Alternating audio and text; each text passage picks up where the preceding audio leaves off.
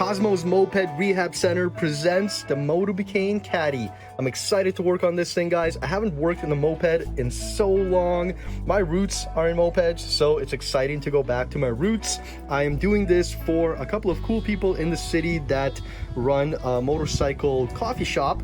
It's called Steel Town Garage. But without further ado, let's get this thing in the shop and start seeing what's wrong with it. This is actually extremely exciting for me, guys. I don't think you understand. This is where I started. This is what everything started with as far as my motorbiking career, if you want to call it that, goes. So really excited to dig into this thing, see what's wrong with it, and get it running for these guys, because I know how much of a blast it is to just hop on and rip around on one. As slow as they are, they're just amazing. So anyway, less talking, more figuring out what's wrong with this thing.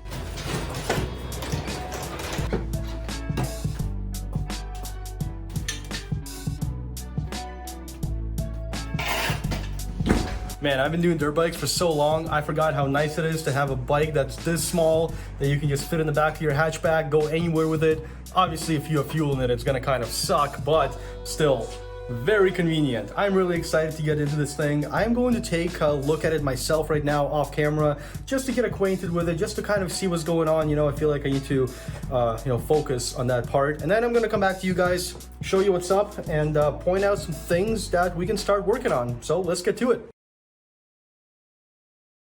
Got my initial assessment, and well, I guess let's start with the good. The good is that most of the drivetrain is actually quite solid. Typically you get a lot of wobble in these in the bearings that are behind the sprocket right here. It's also nice because right now we can pedal this thing, but if we go over to this side and we flip this switch, there, it engages and actually starts turning the belt for the engine pulley here. So that's good. It's very important to have this mechanism working, or at least locked in the position that actually engages your engine drive with the final drive.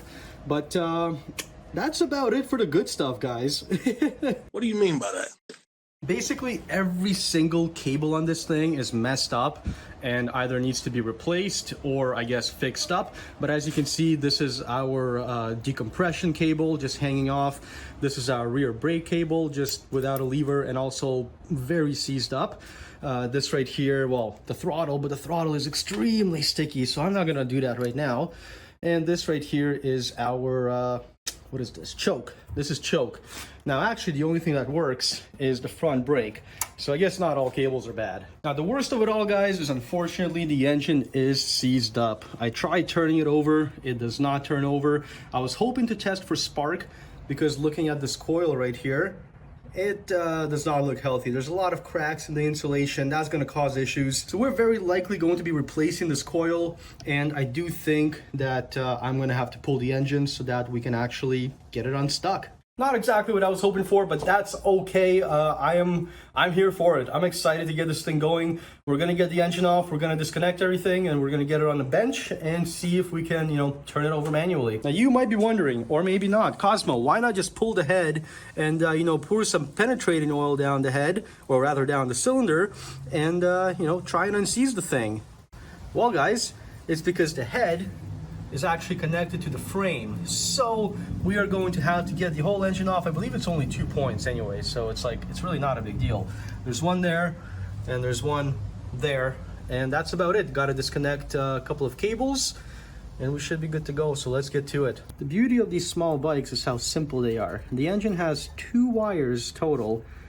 This guy right here for the condenser, and then the spark plug wire right there. So that's really it. Next up, we're gonna pop the belt off and keep going from there. It really sucks filming with one hand and working with the other, so I'm probably just gonna put the camera down and get some of this work done.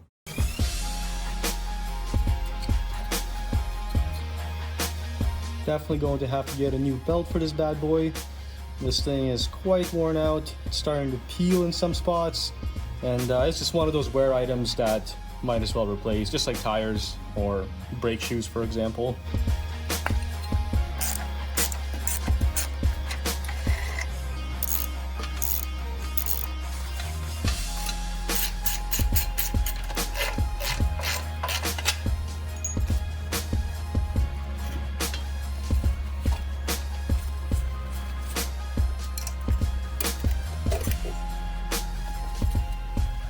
Check it out, guys. The smallest carburetor slide you'll ever see. This thing is tiny. Engine's out, good to be worked on. The choke cable is quite stuck in there, so I'm gonna have to figure that out. Unfortunately, it went straight through the end there, so I'm either going to have to try and push it back, replace the cable, or maybe make like a shorty cable and you know, clean up the cabling a bit. But anyway, gonna throw this thing on the workbench and keep going. The engine is on the bench, I guess you can call this, and I'm ready to start figuring out what's actually wrong with it. Now, before I do that, I'm going to give a bit of a history on this engine. So if you want to skip past this part, that's fine. But if you have this bike and you're looking to, you know, do some work on it, maybe this is helpful. You never know. So this right here is a 74 to a 78 isodyne M1 engine. These things have one crank bearing on the inside, and that is what differentiates them from the other isodyne engines. There's actually something called a super isodyne, which has a much thicker back cover here because it supports a second bearing for the crank. And there's also something called a super isodyne G, or I guess it's like the M3G. So this is an M1, the one with the bigger bulge is an M3, and there's one more which is called the M3G, which has a separate oil pump for greasing the bearings. So this is a 1974 to a 1978, I'm still figuring out the exact year, Caddy M1 PRTS if you want to be exact. The PR basically means 16-inch wheels. The T stands for telescopic front end, and the S stands for rear suspension. Now, if it had the separately greased bearings, it would be a PRTS-G. Well, I guess an M3 PRTS-G. So anyway, now that we have that out of the way, we can actually start digging into this guy a little bit more. Now, the other interesting thing about this engine is if you guys notice, the carb is right here, and boy is it crusty. It looks like it's been at the bottom of the ocean for some reason. The rest of the engine looks fine, but this looks like it's been at the bottom of the ocean. We're gonna have to figure that out. But if you notice, the intake actually wraps around the back of the cylinder and comes into here right next to the exhaust port. Now the reason they did that is because they actually wanted to add a third transfer port at the back of the piston, which, you know, is only possible if you free up that side. Typically the intake is on this side, but because the intake and the exhaust are on this side, they have three sides they can do transfer ports on. Now, even though Isodyne is a pretty cool name, this thing does not have a lot of aftermarket support. There's only one or two things that you can do to it, and that is get a different carburetor. I believe you can get a Delorto 1414 or maybe a 1212. I don't remember. I'm gonna have to follow up on that. And there's also an exhaust sleeve that you can take out, which I'm assuming just, you know, improves your exhaust flow. So that's really about all that you can do to this thing. Typically what you do is you take this thing out and you put in an AV7 piston port or an AV10 with a reed block, and you know, you just go ripping. But these guys want this thing in stock form. They want the minimal amount of effort put in to get it going, and I totally get that. I kind of want to preserve this thing in the condition that it's in because the bike is actually in really decent condition, but the engine will definitely have to clean up a bit because it's the heart of the whole thing, man. It's got to be good, you know. It's got to be beautiful. It's got to be clean. But I guess without further explanation, at least at the moment, let's start disassembling this thing. I'm excited.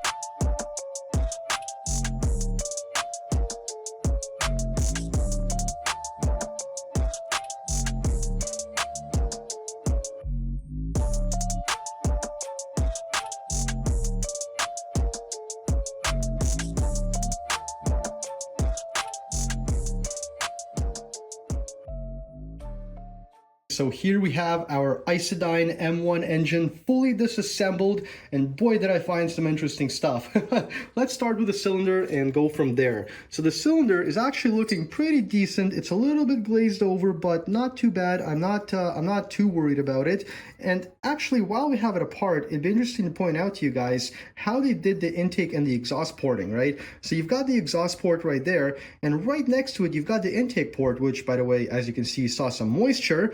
And unfortunately, our piston was in the well, nearly top dead center position, and all the moisture got into the cases, but we'll get to that. We'll get to that. But yeah, as you can see, the exhaust and the intake ports are on the same side. It's because they wanted to add that third finger port in the back there. You can see there's one transfer port on the side here, one transfer port on the side there. You've got your intake and exhaust ports, and you've got your finger port back there. So cylinder is pretty straightforward. I'm pretty happy with this thing. It's going to get cleaned up, and you know, maybe a set of new rings, and it should be good. Up next is the head. The head is crusty, but I actually think this whole bike should be just nicknamed Crusty. But anyway, the head is actually looking pretty good. I am pretty, I'm pretty happy with how the head is looking.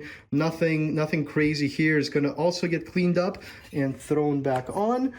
This is the head gasket, and I might reuse it. I might just make another copper one. We'll see. Moving on, we actually have a decomp valve right here, and the decomp valve is meant for starting the moped so that you have less compression, and you can get it going by pedaling it, and then when it's starting to start up, you can drop the decomp valve and it goes back to normal compression. It's a little bit bent, but I think it's going to be just fine as long as the actual valve surface seals right here.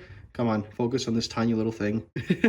Then we'll be fine. Right here is the intake, and as you guys can see, the intake definitely saw quite a bit of moisture. That's basically the root of the whole problem here. It's a very interesting intake tube. It's like a 2-in-1 for the exhaust spacer as well.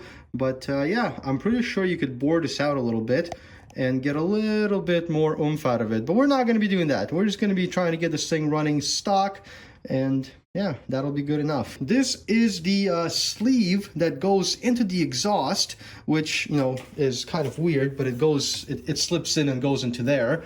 And it's obviously a restrictive piece, but we're not going to be taking this out, also because we're not putting a bigger carb on this thing, so there's really no point in messing with the stock settings. It's kind of bent. This little flange that it has is weirdly bent, and I don't know why it's so bent, but I'm gonna have to figure that out. I haven't really looked at the carb yet. The carb is quite crusty, but it doesn't look terrible on the inside there. We'll get to that. That's definitely going to get a deep ultrasonic clean.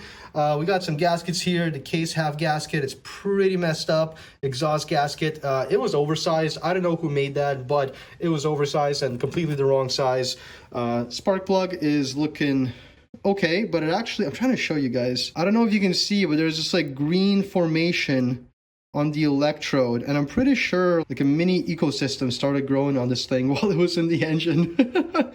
If only it would focus. There we go. But anyway, moving on. The front pulley and the clutch is actually in decent condition. The clutch engages and disengages quite well. Everything does indeed work fine here, so not concerned at all. This thing is in weirdly good condition in some cases, but in awful condition in others. It kind of blows my mind. Let's start with the good on the bottom end. So the electrics on this thing are actually minty, guys.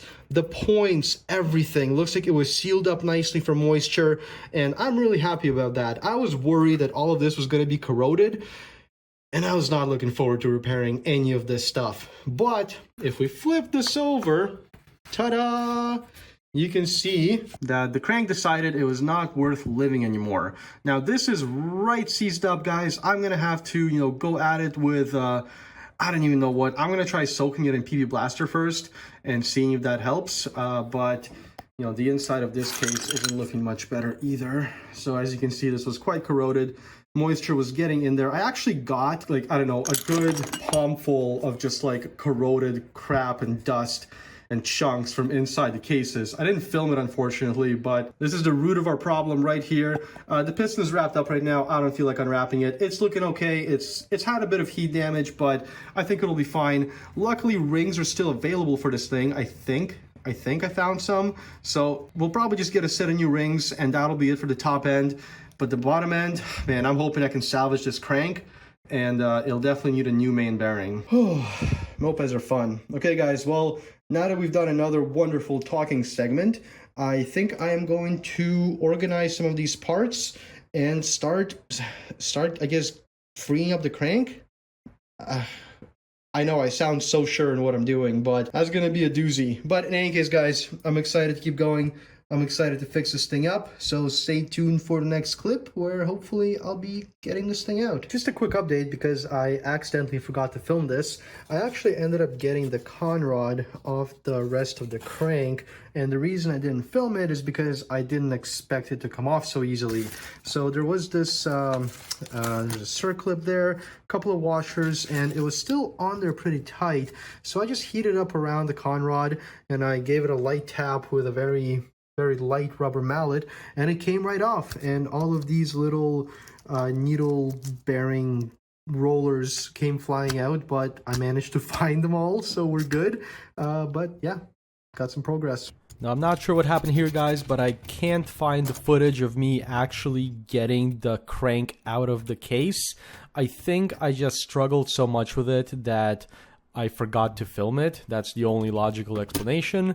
But I did manage to, you know, after soaking it in some PB Blaster and applying more heat and using a slightly heavier hammer, I managed to knock it out, and then I had to use a bearing separator to get the bearing off the crank. But, you know, all's well that ends well. I wish I could have shown it to you guys because that arguably was the hardest thing to do as far as the disassembly goes, but here we are. Now, I really hate to ruin the continuity of this video, so I did pull up my Instagram stories of when I worked on these parts, and I'm just going to show those guys. It's not, you know, the format I'd like to show it to you in, but it's better than not showing you the process at all. Yeah, I'd like to thank my mom and my dad, the boys at Steeltown Garage for giving me this opportunity. Most importantly, Princess Auto for screwing me under torque wrenches, but having an absurd return policy, without which, honestly, this project would have been way over budget by now. Do you think I'm going to keep this $40 tool? Heck no, man. Am I going to clean it up and make it look mint and return it? You know it. So after I got the crank out of the cases and the bearing off the crank, I realized why this moped had seized up in the first place, and it's because the person who had the engine apart before me actually put the bearing in the wrong way and kept it unlubricated because the seal of the bearing was on the wrong side of the crank, or I guess the cases, whichever way you want to look at it. So that was basically the root of the whole issue, and why the moped stopped running, why it just seized up, because the bearing just didn't get any lubrication. Through the magic power of editing, it's been about 1 second for you guys, but it's been actually like a month for me because I was waiting on some parts. Now granted, I probably could have cleaned up some of these parts in the meantime, but I did have some other projects on the go that I wanted to get out of the way, and now I can fully dedicate my time to this. So as you guys can see here, I've got some brand new bearings and seals which I need to rebuild the bottom end. The crank on this is in pretty rough shape, guys, I am not gonna lie, but we are gonna send it. No half cents, we gotta make it happen because this is really our only choice, well, rather only option, even though I have a full spare motor now. So this is a bit of a revelation because while I was looking for seals, I came across a guy named Ian. He's pretty local to me, and he said, hey, I've got this Caddy Isodyne engine, I'm not gonna do anything with it. The crank the crank threads are messed up on it, so, you know, it's not exactly usable as it is. If you want, you can have it. And I'm like, yo, that is awesome. I'd love to have it because I could use it for, you know, spare parts for this, even though I want to keep as many original parts as possible. You know, that's kind of the whole point, to rebuild it, not replace it. But Ian is a G regardless. I really appreciate it, Ian. If you're watching this, thank you so much. This is really going to help a lot, and I'm sure it will get put to a good use regardless. We'll dig into that later. We don't really need to do anything about it right now, but here, let's discuss these bearings. So these guys right here are the main bearings, and as you guys know, there's only one main bearing on this Isodyne engine. However, I got two because they came in packs of two. The eBay listing was for two, so that's what I got. They are sourced from Canada. It is the only bearing that I could get well, relatively locally, not really, but more or less locally. And yeah, these are pretty good. I've used them before. You just gotta pop one of the seals out and then we can use it as a crank bearing. Life is good. Now these guys right here are the output shaft seals. I did get 2 of them because they came from France. Shipping was ridiculous. The seals were actually pretty cheap. I'm gonna have a link in the description below. And I just got 2 just in case, because you never know. You never know. Murphy's Law, man. It takes so long for this stuff to come in. I might as well spend like $4 extra and just have a backup. I mean, parts are impossible to find. Anyway, I'm ranting again. Back to this. As you guys can see, this is the old needle bearing that came on the crankshaft. And it's shot. It's pooched. I mean, I could maybe try and clean it up, but is it worth it? Probably not.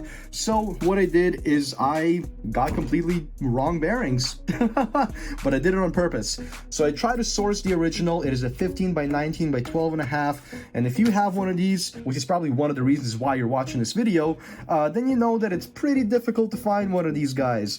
They're not readily available. I found one guy. This guy's ridiculous, man. And as much as I'd love to, I'm not going to talk smack about him, but he wanted to charge me $350 US for one of these bearings. It's like a $20 bearing at most, right? So anyway, I got some 15 by 19 by 11s, and I'm going to be machining some spacers just to, you know, make everything the same dimensionally inside of the engine. These are going to be more than enough to handle the radial load that this engine will experience. This will never be a race engine. So I think we're good, guys. I think we're good. I'm going to start cleaning up these parts right now, and we'll just start progressing. This is the road up now, or I guess the downhill. You know, it's not necessarily easy from here, but we're headed closer to the right direction now. You know, instead of complete teardown, we're actually going to start cleaning stuff up and putting it back together. So I've never actually dealt with corrosion this bad. I don't really know how to clean this up, but I am going to take some engine cleaner to it, and I'm going to use a toothbrush and see what I can do with this. You know, this is just a before shot, just to document that. And I guess let's go give it a try. Alrighty, quick update. As you guys can see, it's kind of getting there. I basically just used some engine degreaser and a dishwashing pad, like the scouring side. But now I'm actually going to try something I read on the internet, which is cream of tartar with water, and I'm going to heat that up. I'm going to throw this into the ultrasonic, and I'm going to see if that actually, does anything. I really hope it does. That'd be cool. If it doesn't, then we'll move on to the next method. But apparently it's supposed to get rid of all this black oxidization on aluminum, and I really hope that's the case. If that's the case, then we're in luck. So let's give it a try. Okay, so I realized that some of my audio was actually kind of crappy, so I'm just going to do a quick recap. Basically, I tried cleaning the engine cases with cream of tartar. This stuff right here, it's a cooking thing, but apparently it cleans aluminum. I don't know if it actually did anything. I feel like it had minimal effect, but here, let's take a look at the cases, guys. So this is the one case half. This went through the ultrasonic cleaner with the cream of tartar solution, and this did not look like this when it came out of the ultrasonic cleaner. I actually got it to look like this by using a Scotch-Brite pad and just some mother's polish, really. It's still pitted. However, I think I'm gonna leave it as is. I mean, race guys intentionally pit their cases and their cranks and all that stuff anyway. I'm only half joking, but I don't actually want to go deeper on this stuff because it means removing material, and I think it'll be just fine.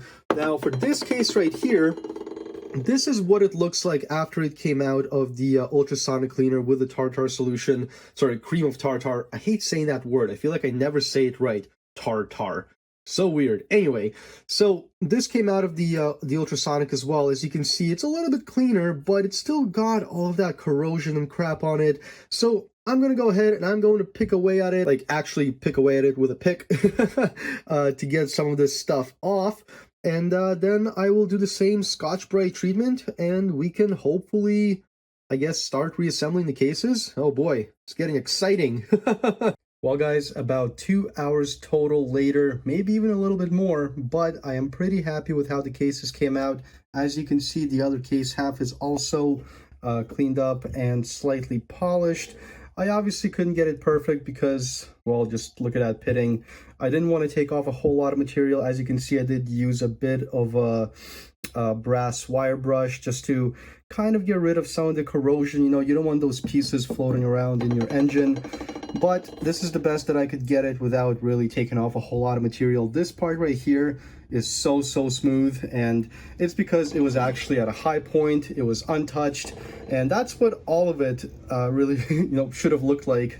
But I guess we'll have to settle for what we have here. Like I said, I'm happy with it. It's time to get that screw out. It's time to machine some spacers for the needle bearing, wherever it is, right there. And it's time to reassemble the bottom end, I think, guys. Well, actually, I lied. I still have to work on the crank. I still got to make that thing pretty. And by pretty, I mean, get rid of as much corrosion as possible that's flaking off. And hopefully we still have a good compression ratio. But in any case, I'm excited. This is a good step forward. And I'm going to keep going, guys. Trying to get the stuck screw out right now. As you guys can see, I made a bit of a divot in there and I started drilling into it. It might be ready for an extractor. I'm going to heat up the area around the bolt, and then I'm going to just try using an extractor like this. Where are you? One of these guys. Go in there and then hopefully catch onto something and spin it out. But I'm going to give it a try. If not, I'll keep drilling. Figured I'd start filming because I think I have success, guys. Let's keep going at it. The lighting is kind of weird, but I can assure you that it's not just the tool that's spinning, it's actually the whole screw. This was tough. I had to drill it quite a bit. I was worried I'd drill into the thread, but I think I managed to do some precise surgery here. And there it is. There it is, guys. Woohoo! I'm really happy about that. It's always such a nice feeling when screws get extracted safely. There's the culprit. And there's the case now, looking all good. So I can only imagine how choppy the clips are going to be for this video, but I am working on this over a long period of time, so it's just going to happen. I am trying to get the piston pin out right now. I don't think it's that seized up in there. I'm just going to soak it in some PB Blaster, get that out. Hopefully I can scavenge the bearing. We'll see about that, but I did order new rings, so we should be good there. Now, it would definitely be that much easier to just take the top end off this thing because it's probably in really good condition, but I am adamant to fix up the original engine because that's the whole point, to bring something back to life, and I hope that is what I will do. Worst case scenario, if there's something catastrophic that I can't fix, then this is the backup. So the piston has been soaking for some time now. I'm going to give it some light taps on either end of the piston pin to figure out which way it comes out. But that's basically it. Just really light taps. I don't want to damage anything. That does not want to come out.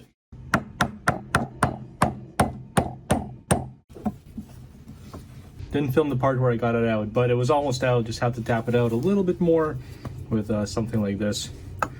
Like I said, very light taps. This doesn't weigh anything.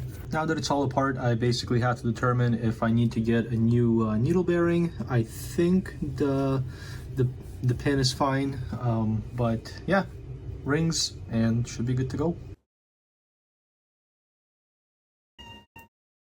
Can I get a oh yeah? That's so smooth. Now what I did with the Conrod here is I didn't actually sand it. I didn't really want to, ruin its, balance or anything like that. So what I did is I took a razor blade and I found, the proper, I guess, flat spots. And I used that as a reference point to kind of get rid of any high spots that I felt in the crank from the surface rust. You can still feel pitting. Obviously, there's a little bit of pitting there. However, you can see the pits right there.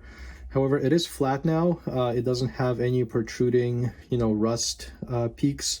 So I'm pretty happy with it. This thing is not going to be perfect. It's never going to be perfect. The whole idea is to basically bring it back from the dead and see if it runs.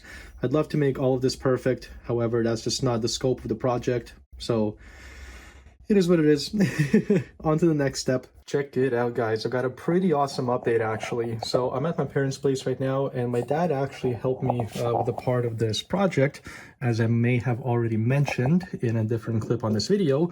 But what he did was he actually cleaned up this side of the crank and also the circumference of it on his lathe over here.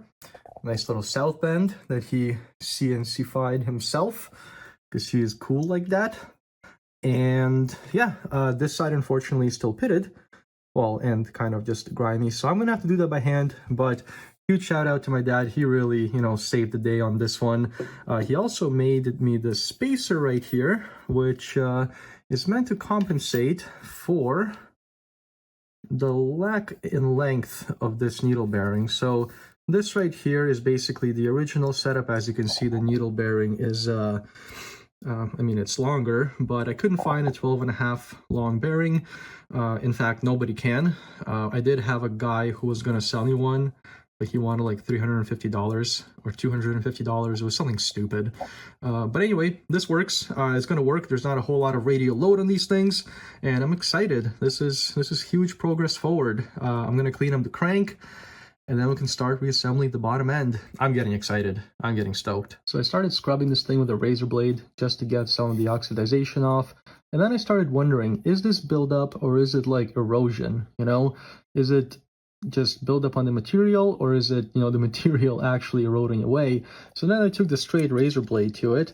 And as you guys can see, there's a light underneath it, which tells me that this is lower than this. This is an untouched surface. This is how it came from the factory. It managed to not corrode because it wasn't, submerged in anything. However, this was, and it got kind of eroded, and I don't think I want to try and polish it like the other side, because that would just be removing more material, decreasing the crank volume, and I don't want to mess with that. So I think I'm just going to send it like this. I'm going to clean it up as best as I can, and yeah, what do you think? Cool. Now, while you guys are looking at this totally pointless shot, the screw that I extracted actually helps retain the main bearing, and the original main bearing has a very aggressive chamfer on it, which is why what you're about to see was necessary in order to create a slightly larger chamfer on the new bearing and allow the screw to be flush with it when it's retaining the bearing in the cases. Now, obviously, I had to destroy the screw that was in there, and you might think, well, what's the problem? Just get another one. However, the problem with this screw is that just like everything else on this moped, it is not standardized. It is actually an M5 by 0.9, which is a pitch that has not been used since the 1960s. Nobody makes these screws, and I was yet again at a bit of a dead end. My only hope was seemingly trying to get at the screw that was in the spare engine and extracting that without it also just disintegrating in my hands. But that didn't quite work out either, because that screw was also damaged and I just did not feel comfortable even trying to get it out. Months later yet again, and I finally have a solution for the screw. So basically what I had to do was get an M5 by 0.9 die. Cost like 35 bucks, but there you go, this little guy. And what I actually did is used 1032 screws, which I have somewhere. Here we go, 1032, just to prove it. Not these ones, I used a Phillips head one, and I actually used a stainless steel one for this application, but you can do it basically with any screw, because the pitch of an M5 by 0.9 is very close to this one. I believe it's 29, so it would be like a 1029 instead of a 1032. However, that doesn't exist, so I'm basically turning a 1032 into a 1029, which seems to be identical in pitch to, M5 by 0.9, which just doesn't exist anymore. But hey, it's done. I'm excited. This works quite well. I was able to tighten it down. The thread does hold, and that should be enough to keep the bearing inside. Everything you see here is everything that I need to reassemble the engine, and I think I am ready to start reassembling the bottom end now, so let's get to it. So the first thing I'm going to do is I'm going to slip the bearing onto the crank, but in order to do that, I need to put the crank in the freezer just to shrink it down a little bit, and then we can throw the bearing on.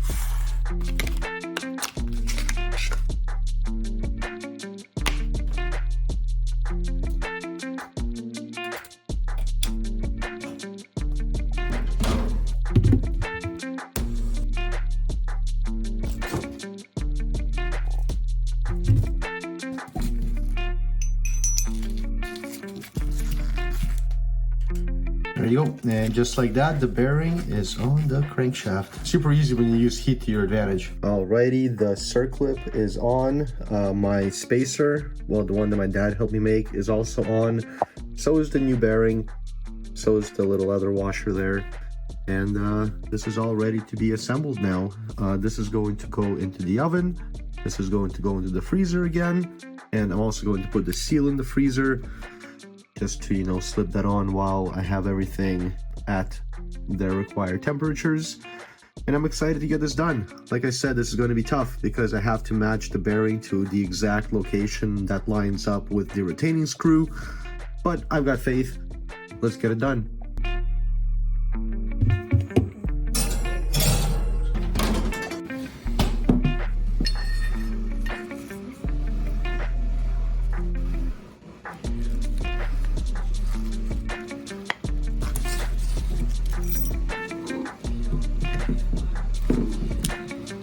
Man, I can't believe how easy that slipped in. The output shaft seal was actually a little bit harder to get in, and I'm a little bit worried I pushed it in too far, but I also don't think that's possible because there is like a physical stop that is machined into this Carter casing. So I will only be butting it up against, you know, that stop. I'm not actually compressing the assembly anymore. So it should be fine. I mean, it spins great. It's a very nice and tight fit. It spins very, very smoothly and, you know, tightly like a brand new engine should, really. I've got really high hopes for this. I think I'm going to put the Conrod on right now because I'm excited to see it all together. But this is going well, guys.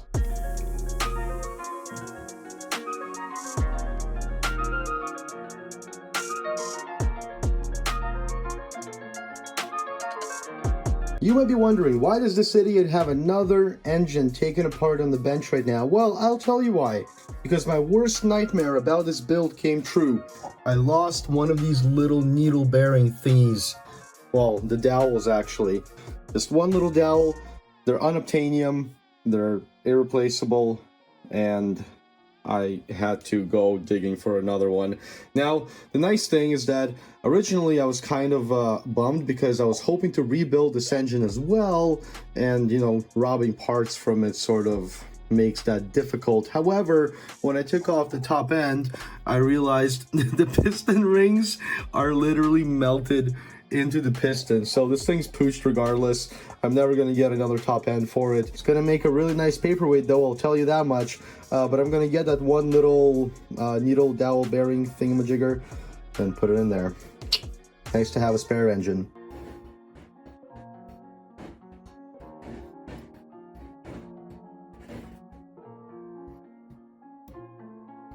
Oh, I think I gotta go and heat the Conrod up.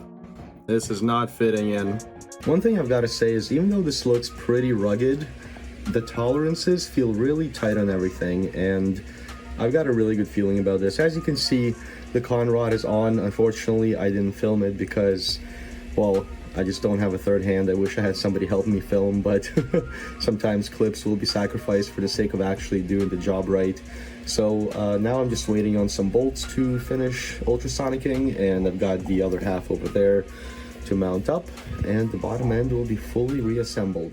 Well, now that it's time to seal up the bottom end, I actually need to clean up the top end because it all kind of comes together and gets clamped together, so I basically need to do it all at once. I do want to get rid of all of this corrosion because it's pretty bad. It looks really awful. So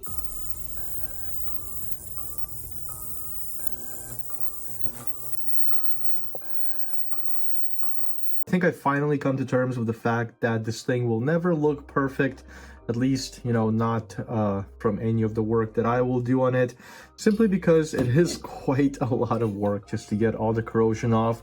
My do-it-yourself homebrew methods. Hi, buddy. What's up? You want to say something? Oh, no, we can't do that right now. Oh, my goodness. He's going to scale me. As I was saying, there's a lot of corrosion, and it's all just really aesthetic. I mean, there's some that I'm going to clean up on the inside, but other than that, it's, you know, just, it is what it is. I also noticed inside the cylinder, there is, let's see if I can focus on that. there is some weird, like, it's not even pitting, it's just some kind of hazing, and I thought something was wrong with it until I checked the other cylinder that I have, and it has signs of the same, as you can see right there. So I'm not sure what's going on with that, but hi cat, oh my goodness, I'm gonna need to make sure everything is clean of cat hair again. But yeah, I'm just gonna put it together. I got new rings, it is what it is. Hopefully it runs. I mean, look at this. It will never be perfect. It's fine.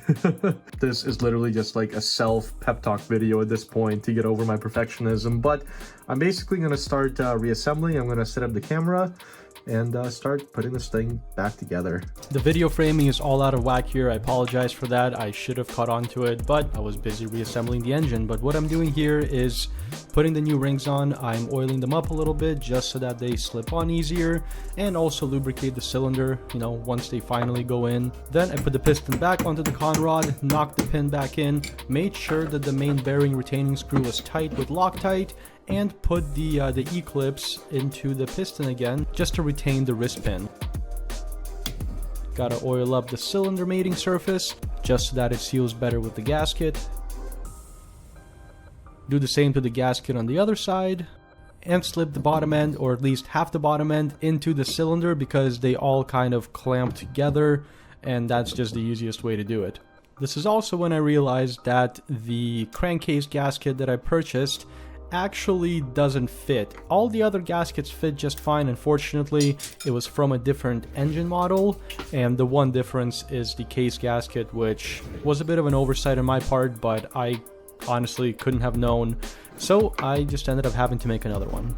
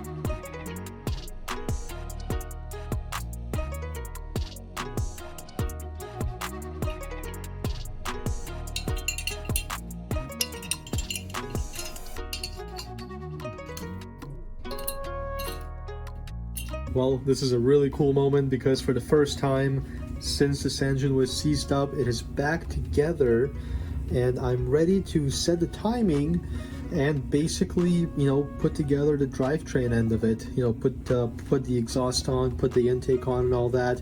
The carb still needs work, but one thing at a time. This is really exciting. So I'm going to set my phone down, and I'm going to, you know, start timing this thing.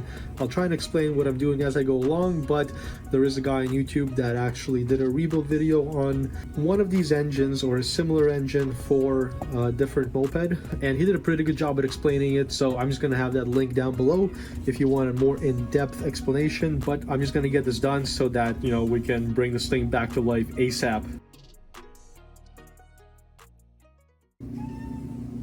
Hi baby, what's up? Come here. Oh, you're falling. Oh, you're falling. Are you gonna help with the engine? Ow, your claws, bro, your claws. Calm down. Relax. Okay? Relax. This is an engine. Alright? Yeah. I swear he has everything. He goes outside, he gets premium food. He's just cranky. Yeah, because you need to nap and you're not napping. Alright, the head is back on, the engine is timed, and no matter how many times I tell myself it's fine, I still think that it's not for some reason, but I quadruple checked it. It's good. It's good, we're good. So now I'm going to start putting all this stuff back on. That should be fun. Let's get the magneto on. It's got 2 locating pins, which we're gonna use to, just slap that on. This is the last time we're gonna see this. Hopefully. Get this on there carefully. Ugh, it's gonna want to get sucked on there. And now we secure it. It's actually kind of funny how everything on this moped was assembled the wrong way before I got it. The piston was in the wrong way. I didn't tell you guys this, but I assembled it using my disassembly footage, and then I was like, you know what? Why am I trusting this? Because what if it's wrong? And sure enough, I checked. Well, actually, what got me to look at the piston was when I looked in the exhaust port, I saw that the piston had a little hole that was venting into the cases, and I'm like, well, that's not right. And yeah, that's supposed to be on the backside, which makes sense, but I was just kind of going by, my disassembly process. Which never do that. Never assume that the previous guy knew what he was doing. Alright, now I gotta tighten this guy up. And I'm going to do that by getting my strap wrench. Or rather, just my strap. Without specifically overdoing it, I'm just gonna under overdo it. Do it just right, I guess. I don't know. It's funny, you guys think I know what I'm doing? No friggin' clue. I just wanted to play with the moped. It is my hope that does not come apart ever again. Can I guarantee it? Maybe. And now, I gotta pack this thing with grease. Grease on here, get the grease on the spline. This thing is not corroding ever freaking again, guys. Listen, if this thing breaks again, I'll fix it, okay? But man, I just want to be done, I mean, partially is because I do want to work on other projects. Partially because I'm excited to see it finally go. It's been so long, I'm embarrassed how long it's been. Shouldn't have taken me almost a year to do this. By the way, it's been almost a year, okay? Started this in June. It is currently April 2nd. Waiting for parts was part of that. Listen, I'm monologuing like crazy. Feel free to skip this part. I gotta drop the needle bearing inside the clutch here.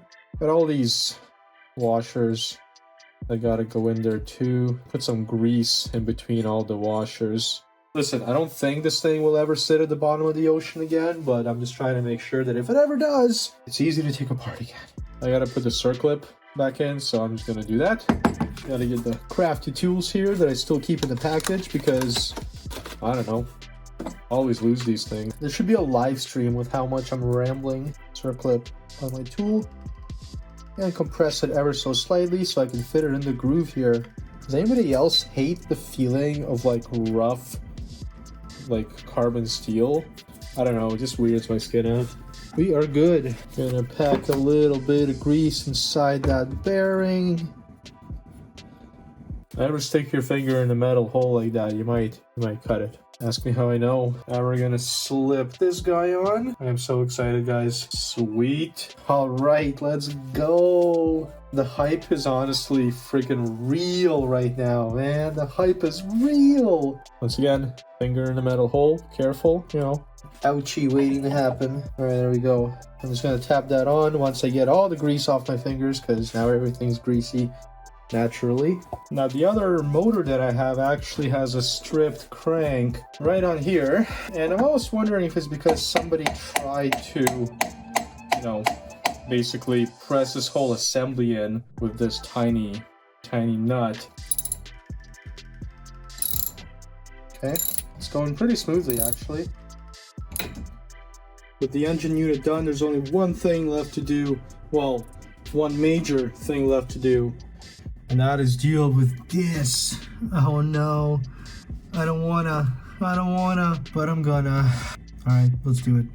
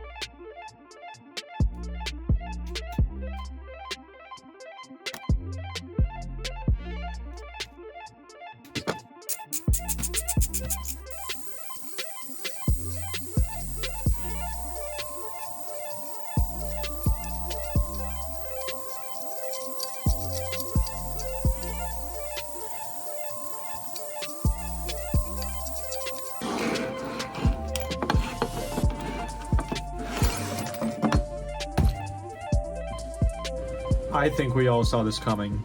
So as you guys saw in the time lapse there, I struggled quite a bit with this carb, and I kind of anticipated that this would happen. I mean, these things are not good even when they're brand new. As you can see, there's no more float bowl in there.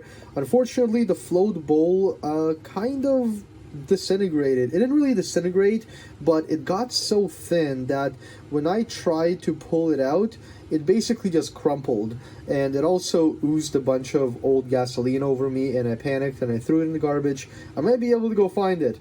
I might try and go find it just to show you guys what it looks like now, but I did soak it in PB Blaster. I did try to apply heat. I did a bunch of things, and it was just corroded solid into there. So unfortunately, we did have to buy a Delorto knockoff carb right here. Perfect. I don't know what that sound was. I also got some jets, simply because this thing I think comes with a really big jet from what people have been saying. So got some jets for it too. Luckily, the little intake sleeve that came on the stock carb goes inside the sleeve that comes with the the carb, as you can see right there. So it all should fit up, you know, relatively nicely. I guess we'll see. Here is the old float bowl. As you guys can see, when I started pulling, it started doing this you know, starfish thing, as it would, you know, as you would anticipate it to crumble. I only did this after that carb was ordered, and after we kind of decided that there's just no way of saving this, which there really isn't. I think what's left now is, you know, playing some Legos, but before I do that, cleaning up this pipe. You know, I want to use some pipe cleaners to get inside of it and just make sure it's more or less clean. It is a little bit corroded just from, you know, having sat outside and stuff. So yeah, I'm going to clean this up, and then I'm going to mount it all up to the engine and mount the carb up, rejet the carb, and I'm just excited to throw this thing back on and start trying to start it, because that's just going to be an awesome moment. So fun story, the Chinese jets don't fit the Chinese carb. Luckily, I had a legit Delorto jet of the right size to start with. I might need to go down a size or two, which is why I'm going to return these and order some other ones. But yeah, go figure, right? All right, sick. It's been a week since I touched this because I got the stomach flu. Fun stuff. Would not recommend, ever. And yeah, here we are, ready for the final assembly. I did, you know, shamelessly clean some parts off camera. I'm just gonna quickly go through that. So this guy right here, the intake pipe, and I guess the also the exhaust manifold spacer. I don't know why, but anyway, had a lot of corrosion inside, so I got that out. I used some, you know, some PB Blaster. I used some degreaser. I used some carb cleaner, and it looks pretty good. I mean, the rest of the corrosion is just gonna get cleared out while it runs. You know, that's how these old things work. It is what it is. Now, this guy right here, this is like the inner exhaust piece that I guess goes inside the pipe to restrict it a little bit. You can take this out, but you have to get a, you know, larger intake pipe, which I'm just not gonna mess around with right now. Hello, this is my assistant. So this pipe right here actually had a bunch of, well, coke. It's called coke, I think. I don't know. It had a bunch of carbon buildup, and I basically just dremeled it out because I tried to chisel it out and it was tough, and I just decided to Dremel it out. So anyway, that's good to go. I cleaned up the pipe. The pipe is pretty clean. I mean, you know, it's a little dented, but it'll be fine. I did take off the end cap just to see what it's like. It's actually pretty clean. I didn't clean it inside. I just, you know, I cleaned it on the outside, and we're just gonna send it. I'm gonna start reassembling. I am super excited for this, and let's just get right into it. I'm missing a washer, but I'll be able to find it somewhere. It's fine. My makeshift engine stand here, which is a little wobbly, but you know, we got a screwdriver there that holds it up. This is Cosmo's ghetto workshop. It's okay. I'm gonna get that tape off and lose some nuts in the meantime. Hopefully not into the exhaust port, because that would suck. Alrighty, so what we have here is our first gasket, which, goes on to here, like so. I am missing this stud, but I'm pretty sure this engine never had that stud. I'm gonna see if the spare engine has this this stud right here, the third one. Very weird. Aha! You guys remember that speech that I just gave y'all? That was a nice speech, right? Guess which dummy took the bolt out? I'm pretty sure this is it. I don't know why it's not going in though. So this bolt that I just found has a stripped thread. I don't know if it's a standard M6 thread. I guess I'm getting my my tap kit out. Knowing this, of course, is going to be like a weird pitch, but I guess let's check. Hopefully not. Hopefully it's just an M6x1. That would be fantastic. I would be so happy. It is confirmed an M6 1.0. That is great, guys. That is fantastic, actually. I should be able to fix this bolt that I have. Otherwise, I can just go and buy an M6 bolt tomorrow. It's not a huge issue. Or I might even have an M6. What am I doing? Why am I... man, guys, I got diagnosed with ADHD like literally a week ago. And it all makes sense now, okay? They like half diagnosed me a year ago and I was like, psh, no way. Because the test was just so lame. But the other day it was confirmed. I mean, I've dealt with it my whole life. I just thought I was like stupid or something, you know? I don't understand why it doesn't want to go deeper though. It's almost like the freaking thread here is messed up, which I wouldn't put it past it because the bolt is messed up, meaning somebody might have tried to force it in and then really messed it up. Maybe I'll run a tap through that, but before I do that, let's just tape this back up. Oh yeah, let's just reform this a little bit. That's going in like butter. Yeah, somebody definitely got their little hands on this. All right, that thread is minty now. At least something's going easy, right? I mean, this whole thing has just been freaking one nightmare after another, one special screw pitch after another, etc., etc. But all right, now this should go in. Thank goodness. Exactly what I needed, except it's a little too long, so unless I can find a smaller one, I might just have to fix the other bolt. Anyway, I'm gonna stop rambling. I'm gonna go fix this. What the heck am I doing? I need a bigger workshop. Not sure if the wide angle is picking that up, but this thing is mint now. Can't even see that it was damaged, really. Back to it. Oh, forgot to put this away. Gosh darn it. All right, so we got our gasket. Now we put our intake manifold on. There we go. Now we have our first exhaust gasket, go figure. Then we slip the second in over this pipe here. Put this into the exhaust and basically, ooh, that's not gonna work. I'm gonna have to get this out of the vise probably. But basically put that on like that. Oh my goodness. Okay, out of the vise you go. This triple gasket system just cracks me up, man. Alrighty, now it's good. I will need to do a final bolt check just because, you know, when things heat up, they expand and, you know, things might need to get tightened up a little more, which is fine. Just, you know, something to keep a mental note of. Now, I guess let's try putting the carb on. I'm really curious about that. I don't think you guys know how happy I am right now. This is freaking awesome, and I love every single second of it. There it is, man. It's freaking done. It needs a spark plug, and it's ready to fire up. I mean, it might need an ignition coil, like an external ignition coil, but we'll figure that out, man. You know, we'll get there. I think this is an accessory light, so this is the only guy that matters. This is just our ignition right here.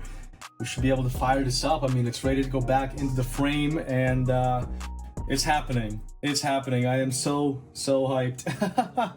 Alrighty. Well, I'm gonna take a break. I'm gonna take some photos. I'm gonna take a break, and next time you guys see me, I'm gonna be putting this into the frame, or maybe doing some framework, checking the gas tank, making sure there's no, I guess, rust in there. If there is rust in there, then I'm gonna have to probably just do a temporary gas tank. Gotta figure out the throttle cable for this as well. That's gonna be interesting, but yeah, this is a huge milestone. This is a huge milestone. I'm gonna get off camera and you know, make sure all the case bolts are tight, because that's just the way I roll. But I will talk to you guys soon. The time has finally come to rejuvenate the carcass. I've actually swapped the tire on the rear wheel. The front, as you can see, is quite awful. It's bad. It's bad. It's peeling everywhere. It's really bad. Front brakes are surprisingly good. Who really needs back brakes, right? But the main thing is the gas tank. So it's a little bit, it's hard to see. Really hard to see, but I can assure you there's a fine layer of surface rust all over inside of it. You can actually see the surface rust on the dipstick here. I'm gonna get to it, guys. I'm gonna get the petcock off. I'm gonna make sure the petcock is good. If not, I'm gonna have to order one, but I think it might be fine. Let's hope the petcock just needs an ultrasonic clean, and let's get to it. Well, I probably should have been filming, but it's nothing you guys haven't seen already. When I pulled, oh, you can see right there, there's just more crap falling out of it. But when I took this, bolt assembly filter thing out, it released quite a bit of crud, and this, this whole thing is blocked up. So I'm gonna definitely ultrasonic this, but I think it might be savable. Not sure how much I talked about this, but I've got these BMX tires, freestyle BMX tires, which I think fit this thing perfectly. This thing is not going to be really ridden on the road, but yeah, this will do. That's all I'm trying to say, is this will do. So I'm going to get the front wheel off. I'm going to get this crusty old tire off, which is peeling, and we'll get it swapped out. Cannot believe, out of all things, it still has a speedometer cable. Come on. I'm gonna pop and smoke me in the chin. Ow, smoke me in the knee.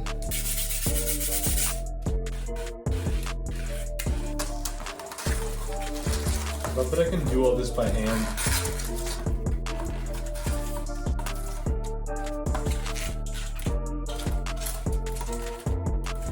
Pump it up just a little bit. Just going on my hand, I love it. There you go. And we're on. Front wheel done. And as you can see, the back wheel done has been done for actually some time. It has been holding air, which is nice. Let's throw these things back on.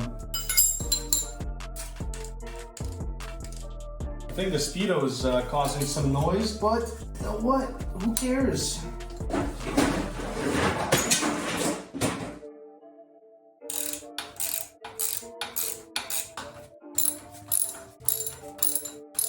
Certainly nice to see. All back together. Fresh shoes.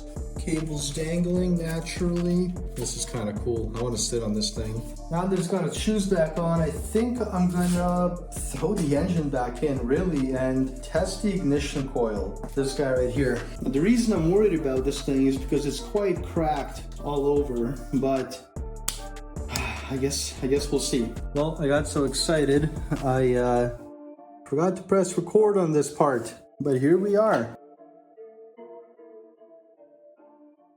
Quick update, because this is just getting silly. So I go to try and check for spark, right? Everything's hooked up, everything's good. The freaking pedals, oh what? Now they spin the wheel? Are you kidding me? Are you kidding me? Now it works? Bro, no, don't, this is, wow. Thanks for setting me up, guy. And there she is. So the rear sprocket on the, I guess, bicycle side of things just doesn't work anymore. Oh, now it grabbed again. Perfect. Maybe I can try and check for spark.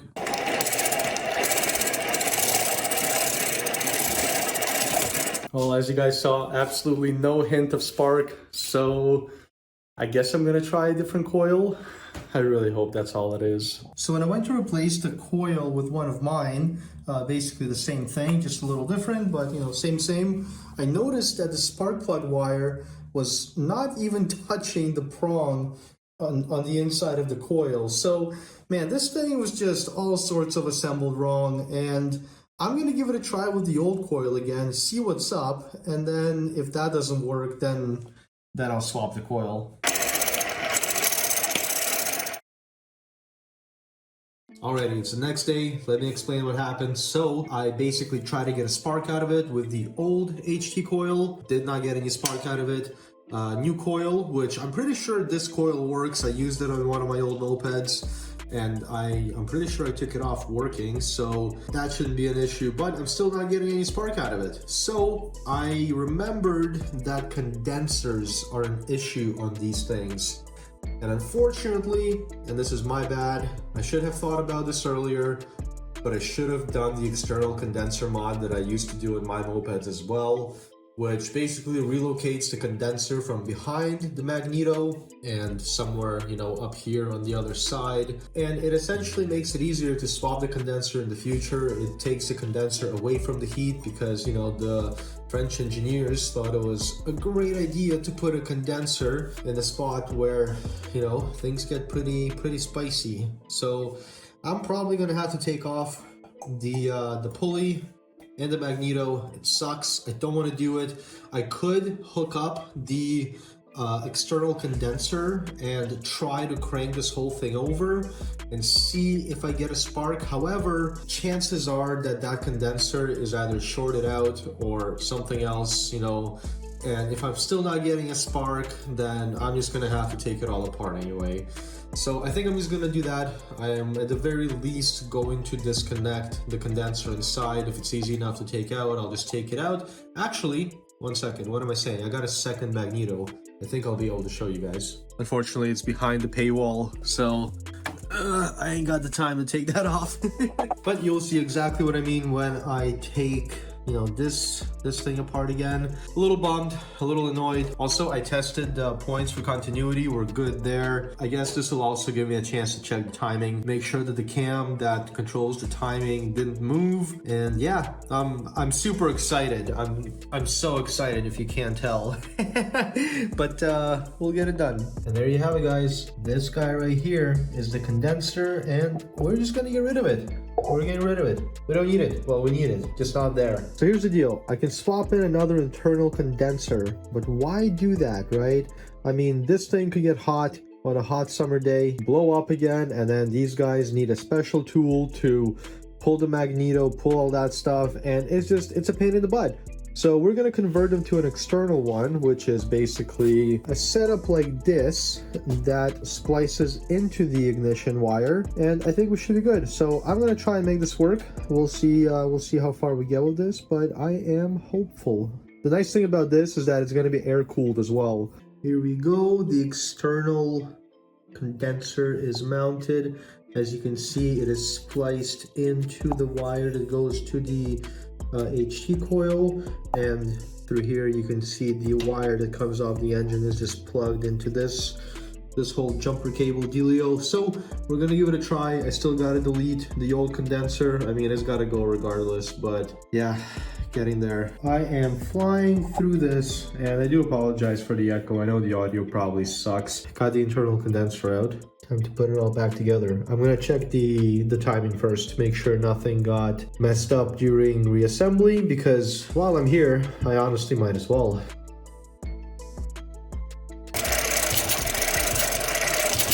I can't believe it's got spark. This is amazing. This is such a big moment in the whole rebuild process.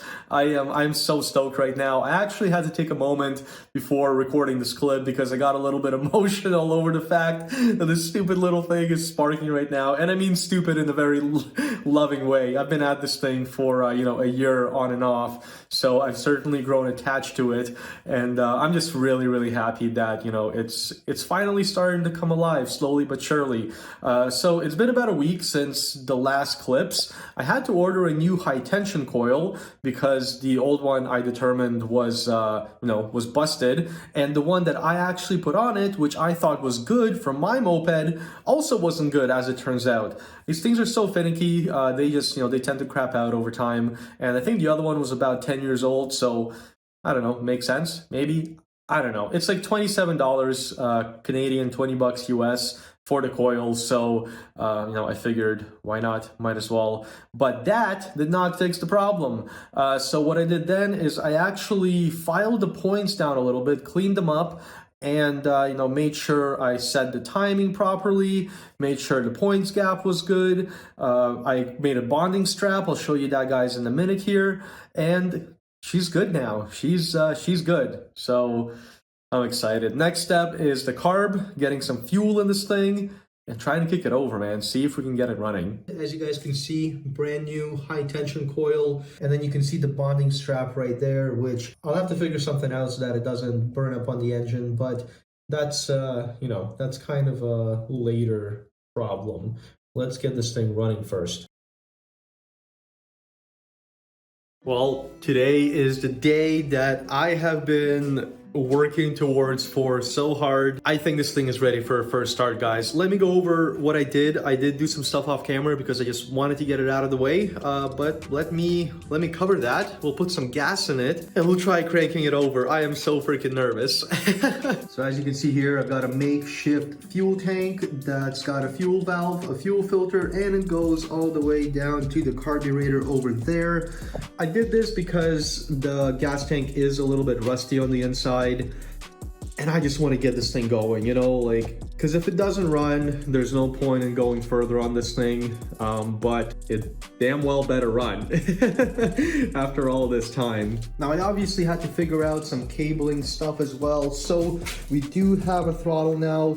You know, it's a sticky throttle, but it's a throttle. It's, you know, better than no throttle like it had before.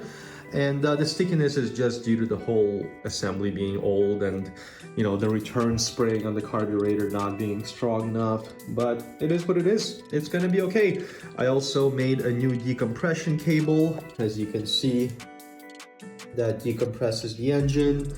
And I gotta say, the whole cabling situation was quite tedious, but I got it done and I'm pretty happy with it. So let's hope that it all works and it all holds up. I'm just being really anxious because this is a big moment. I am a little bit worried about the carb angle, you know, it being sort of on a tilt, but hopefully it still works. I suppose time will tell. So I'm gonna put the camera on the stand, I'm gonna put some gas in this, and then we'll see what's up. I'm so nervous.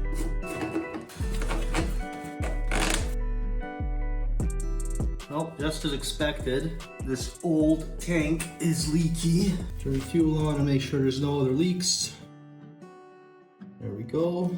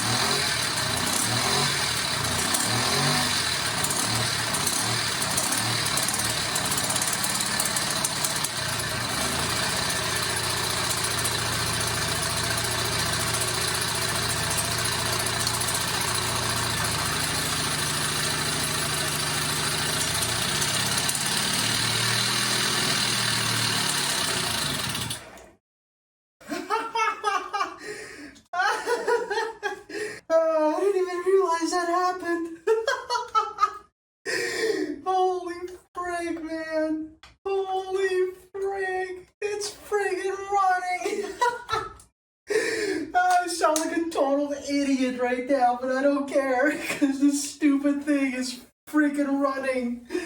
Oh my god. Okay. Let's what a ride, man. I started feeling the pedals spin smoother, and I'm like, what is going on? All right, let's do this.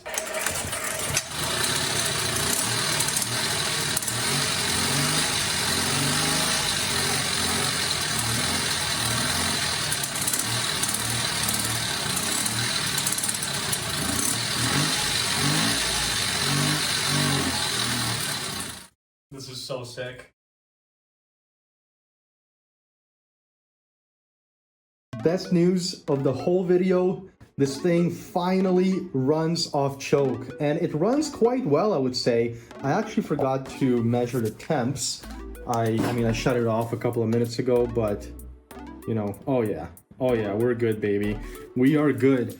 Basically, and I don't know how much talking I've done about this because I honestly just put the camera down a couple of weeks ago and hunkered down on this thing. I've had the engine down. I had the engine out multiple times because I thought, you know, maybe there's an air leak somewhere, maybe I messed something up, and I did mess one thing up. I actually, there's a decomp valve guide that I put in the wrong way. A silly mistake, but I put it in the right way now and it's all good. But that wasn't even the issue. The biggest issue, I think, was the leakage between the carb and the actual intake, and I managed to order some parts to fix that up. It's still running on the clone carb, surprisingly. I bought an original Delorto 1412, spent like $100 on it because I needed those other small parts to fix this air leak, and I was like, well, I don't want to pay shipping, so I ordered the carb as well. But I don't think it's gonna need it, so I can likely just sell the original Delorto and this thing can run happily on the clone carb. It needs brakes before I can test ride it and show you guys. It needs some air in the tires because it's been sitting for that long. But I think I am finally at the final stretch, guys. I am so hyped.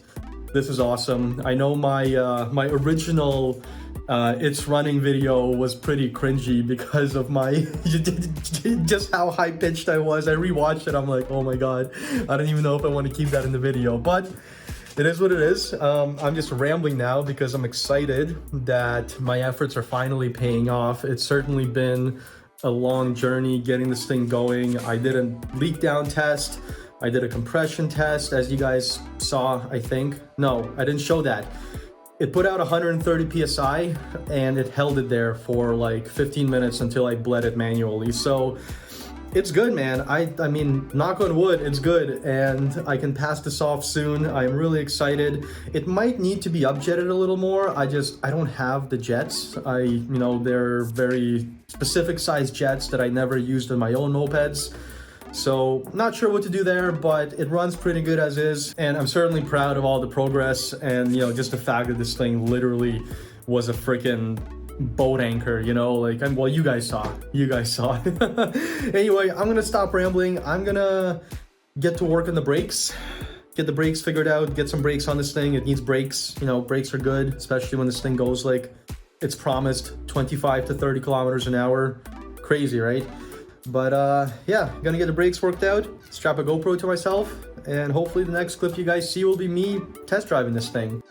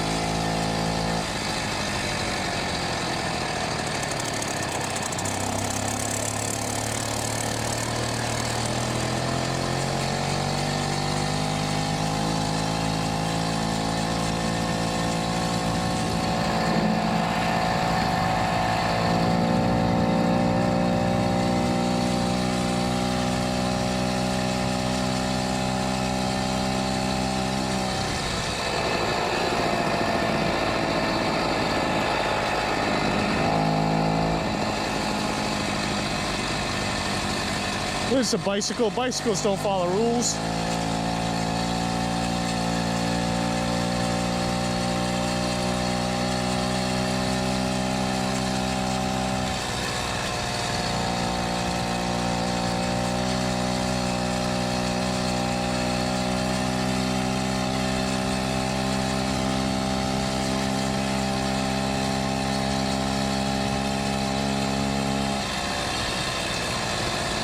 All right, quick temperature check.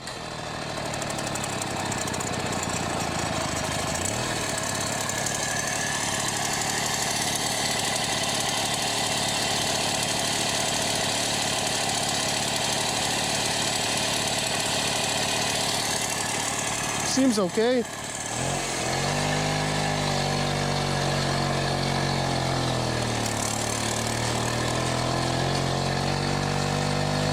This thing definitely needs help getting up to speed.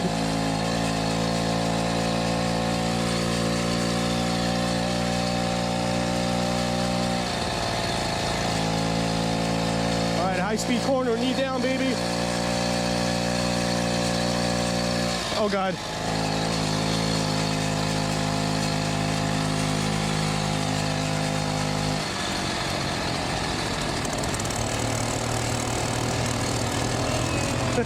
Bike life!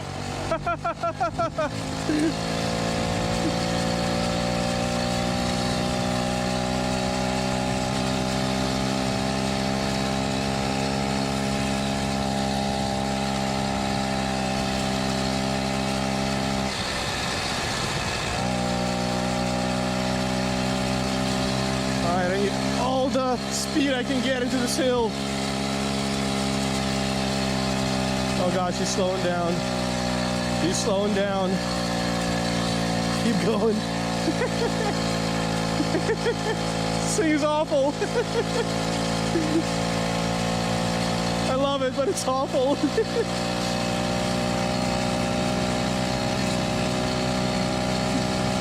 Everybody's giving me the funniest looks, man. Cruise control. Let's go. Oh man.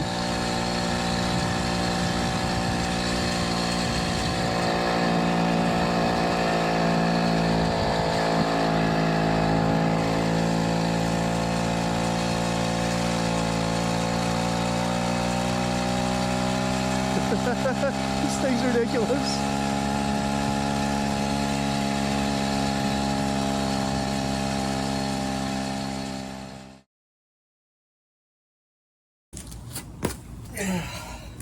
Oh man, I feel like I should have some kind of speech prepared.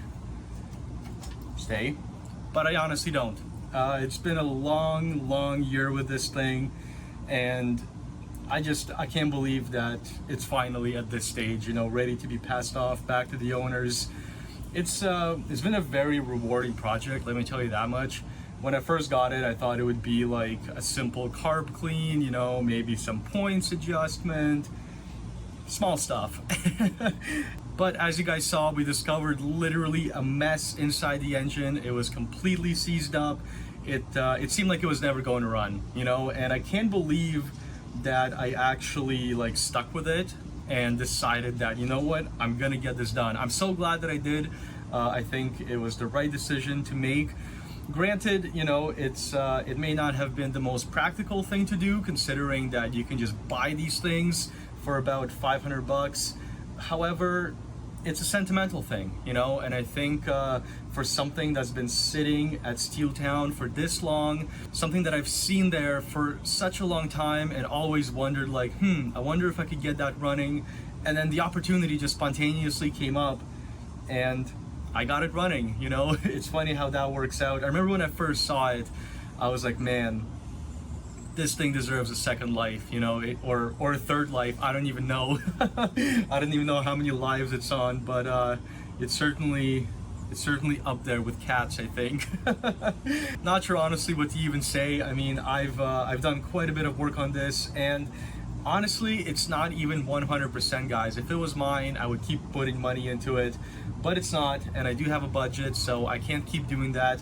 The freewheel on the back here is busted, sometimes works, sometimes doesn't, so you can sometimes pedal it, sometimes you can't.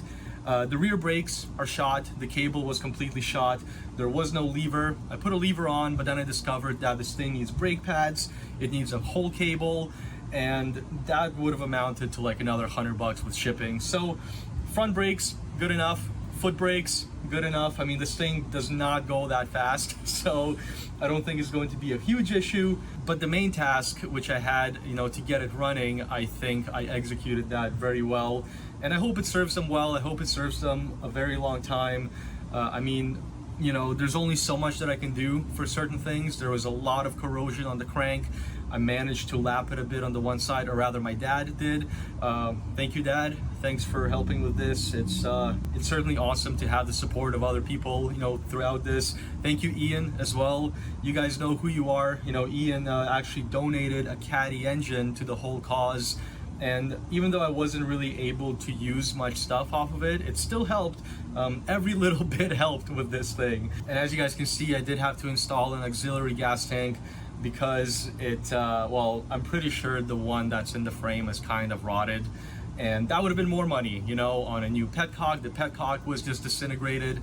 So there's a lot of things that I just basically had to work around. But I think the primary goal of getting this thing running, bringing it back from the grave, I think we succeeded.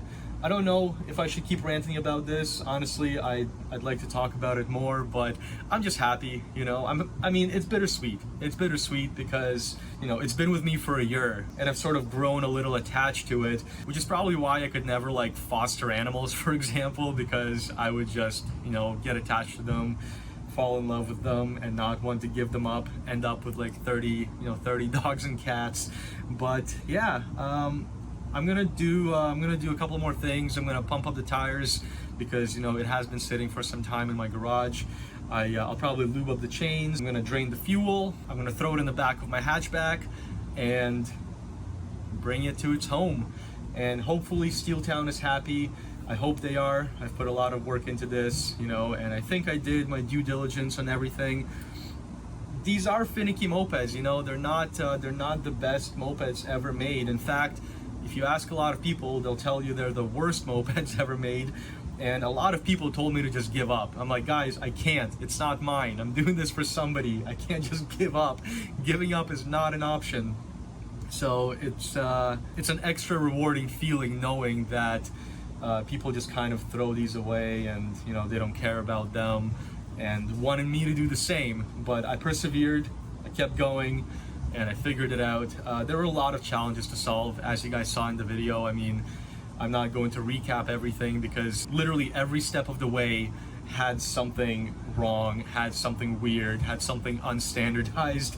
I mean, I had to make my own freaking screws for this thing, So it got a little bit out of hand, but like I said, I'm happy, I'm satisfied. I wish I had a little bit more time with it just to make sure that long-term things are okay, but I'm confident I assembled the engine well, I'm confident that it runs okay, and I'm confident that they will have at least some fun with it. So I don't know about the longevity of this thing, no refunds, no warranty, but that's just the nature of something this old and something that was in such a terrible condition to begin with. But new bearings, new seals, new gaskets, and knock on wood, she seems to be okay. So I think without further rambling, guys, I am going to do all that stuff that I just mentioned. I am going to throw it into my hatchback tomorrow morning, and I'm going to bring it to bike night. I'm probably going to document that as well, because I'd love to see their reaction. They've been waiting for a year. I've had a year with this, but it's been here.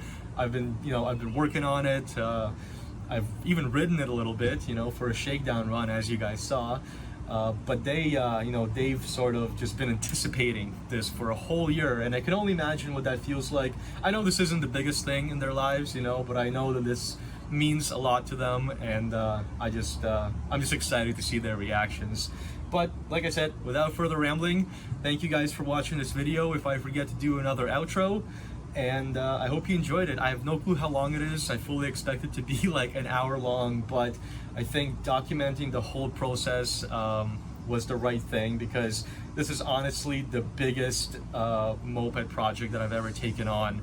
It's very easy to buy brand new parts and just slap them on, you know, like performance pipes, you know, new cylinders, all that. But to take something that is in such terrible shape and make do with what you have and get it going on the original bottom end, the original cylinder, the original head, even the piston is original, which by the way was in the wrong way. A lot of things were in the wrong way on this moped. I feel like somebody tried to fix it one time and just messed everything up, but that's okay.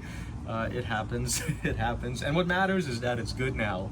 So I'm gonna stop doing that thing that I keep saying I'm gonna stop doing, rambling, and I'll catch you guys when I pass this thing off. See ya. It's all very graciously packed in here and ready to go.